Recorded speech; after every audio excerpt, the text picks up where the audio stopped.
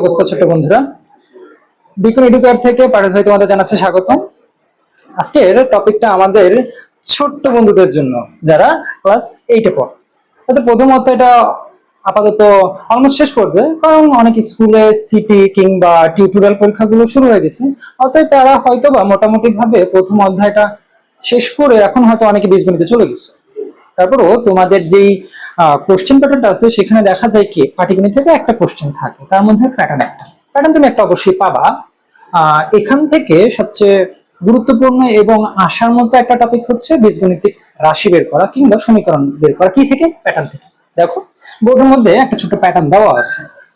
এই প্যাটার্নটা বের করার জন্য, প্যাটার্নের পরবর্তী সংখ্যা বের করার জন্য আমরা মোটামুটি জানি আমাদেরকে কি করতে হয়। আমরা নর্মালি জানি কি যে প্যাটার্নটা বের করার জন্য তাদের পাশাপাশি সংখ্যাগুলোর পার্থক্য দরকার, তাই না?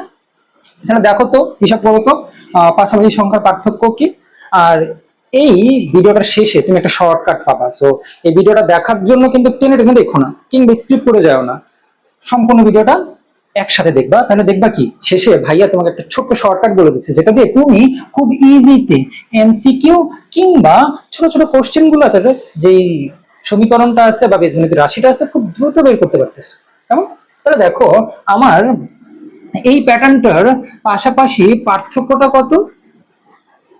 এখানে পার্থক্য কি আমি দেখতেছি 2, তারপরে প্যাটার্নের মধ্যে পার্থক্য কত 2, তাই না? তারপরে কত 2। তাহলে আমরা নরমালি জানি কি এই প্যাটার্নের যদি তোমাকে কোন নাম্বার কোশ্চেনে বলে পরবর্তী সংখ্যা কত, তুমি অবভিয়াসলি 2 যোগ করে দিয়ে পরবর্তী সংখ্যা বের করে পারবা।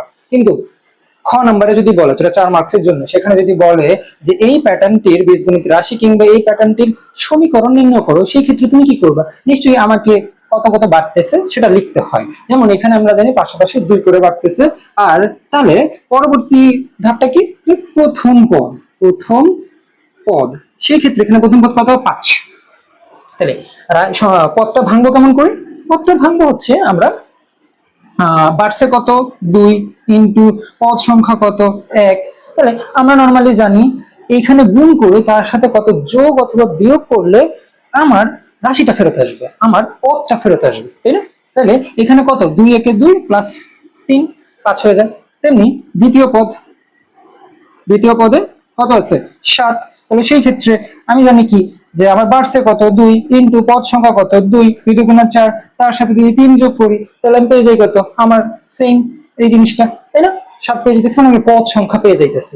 তাহলে সেই ক্ষেত্রে তোমাকে যদি বলা হয় বীজগণিত রাশি বা সমীকরণটি হচ্ছে কি দাঁড়াবে, তা ধরি আমার এখানে সাধারণ পদটা কত, সাধারণ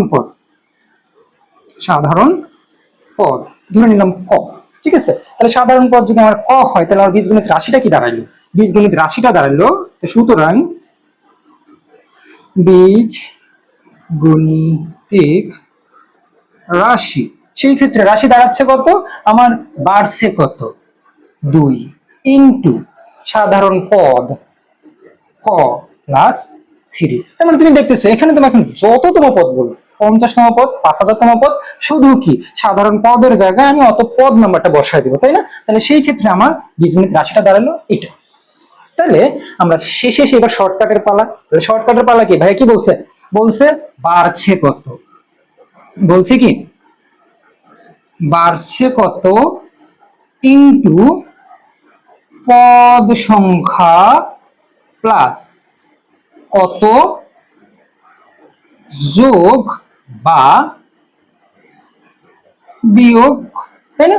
তাহলে তুমি দেখতেছো আমার কোন একটা রাশিতে, ধরো আমি এখানে একটা প্যাটার্ন লিখলাম 2 4 6 8 10, তাই না? তাহলে দেখো তো কত বাড়ছে 2, কত বাড়ছে 2, কত বাড়ছে 2। তাহলে এখন যদি আমাকে বলা হয় যে পরবর্তী সংখ্যাটা কত, তাহলে তুমি কি আবার ওইভাবে করবা? দরকার কি 2 বাড়ছে তুই বসাই দাও না, 2 ইন্টু পদ সংখ্যা। তোমাকে যদি বলে 50তম পদ, তুমি এখানে 50 বসাই দাও। তাহলে এরপরে কত করে বাড়তেছে, এখানে দেখো 2 ইন্টু যদি আমি প্রথম পদ বলি 1, তাই না? 2 একে 2, আর কি বাড়তেছে? তাহলে আমার এখানে যোগ বিয়োগ করা লাগতেছে না, তাহলে আমার জাস্ট পদ সংখ্যা গুণ করলেই আমার পরবর্তী সংখ্যাটা তুমি পেয়ে যাচ্ছ। তাহলে এই হচ্ছে তোমার কি আমার শর্টকাট, ঠিক আছে?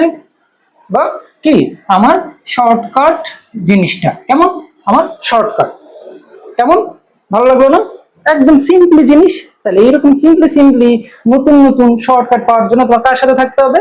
থাকতে হবে বিকন এডুকেয়ারের সাথে, আর থাকতে হবে বিকন এডুকেয়ার চ্যানেলের সাথে। ইউটিউব চ্যানেলে দ্রুত যাও, গিয়ে কি করে দাও, একটা সাবস্ক্রাইব করে দাও নতুন নতুন ভিডিও পাওয়ার জন্য। আল্লাহ হাফেজ।